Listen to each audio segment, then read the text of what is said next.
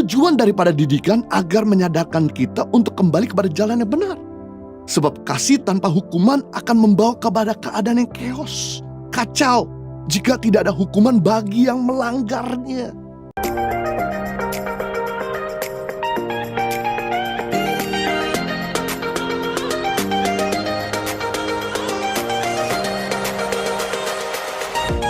Yang kedua, tujuan daripada tangan Tuhan yaitu memberikan pendidikan, memberikan ajaran, memberikan kedisiplinan. Pengkhotbah 9 ayat 1. Sesungguhnya semua ini telah kuperhatikan, semua ini telah kuperiksa, yakni orang-orang yang benar, orang-orang yang berhikmat, dan perbuatan-perbuatan mereka, baik kasih maupun kebencian, ada di tangan Tuhan. Manusia tidak mengetahui apapun yang dihadapinya. Dikatakan oleh firman Tuhan, orang benar, orang berhikmat, perbuatan-perbuatan mereka, baik kasih maupun kebencian, ada dalam tangan Tuhan. Kalimat baik kasih maupun kebencian bukan bicara orang yang bermuka dua, tapi sekalipun hidup kita up and down, sekalipun kondisi kita baik ataupun tidak baik, juga ada dalam kedaulatan Tuhan. Walaupun dalam kondisi kesal maupun bahagia, juga ada di dalam tangan Tuhan. Tangan Tuhan itu ada dua. Pertama, memberikan kasih. Tapi yang kedua, memberikan didikan. Jadi jika kita down, tangan Tuhan akan merangkul kita. Jika kita sakit, tangan Tuhan akan menyembuhkan kita. Jika kita ada kebutuhan, tangan Tuhan akan memberikan penyediaan bagi kita. Tetapi jika kita bandel dan tidak melakukan firman Tuhan, maka tangan Tuhan akan mendidik kita. Tujuan daripada didikan agar menyadarkan kita untuk kembali kepada jalan yang benar. Sebab kasih tanpa hukuman akan membawa kepada keadaan yang chaos,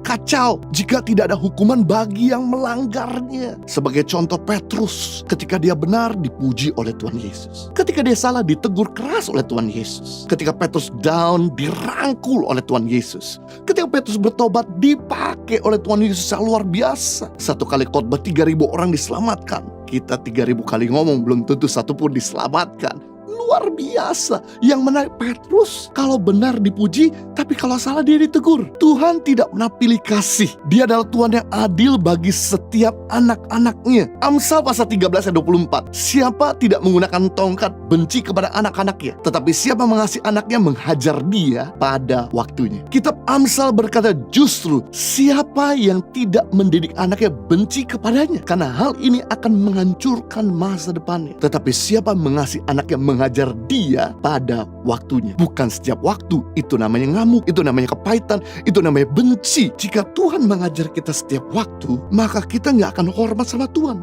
Kita jadi ketakutan sama Tuhan. Kita jadi terintimidasi sama Tuhan. Makanya firman Tuhan berkata, kemarahan Tuhan itu sesaat, tetapi kasih Tuhan untuk selama-lamanya. Wow, waktu kita ditegur memang sakit, tapi jangan berontak. Ikuti saja didikan Tuhan, ikutin saja ajaran Tuhan. Karena tujuan daripada didikan Tuhan bukan menghancurkan, melainkan membentuk kita. Salah satu bentuk daripada kasih selain menolong juga mendidik. Kalau kasih itu tidak mendidik, itu namanya bukan kasih, itu menjerumuskan kita kepada kesalahan berikutnya.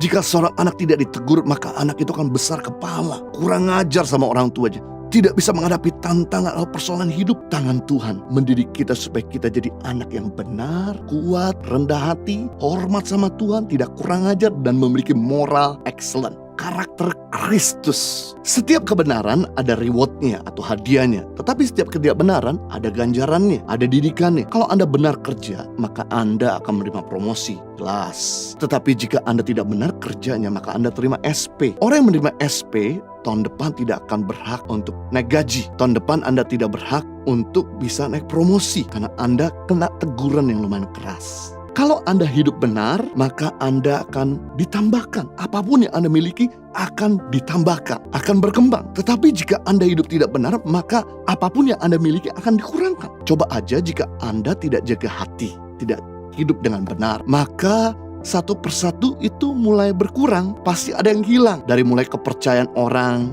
kepada kita mulai hilang. Mereka yang tadinya dukung jadi mulai tidak dukung.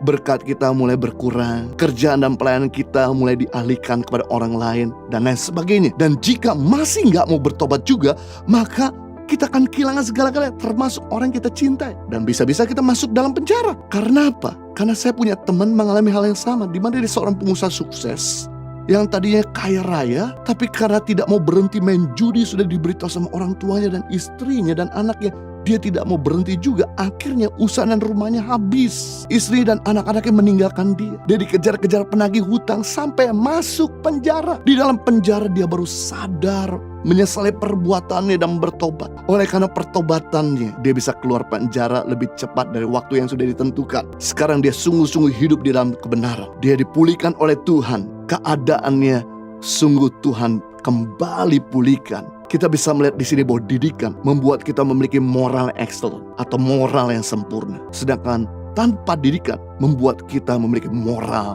yang rusak.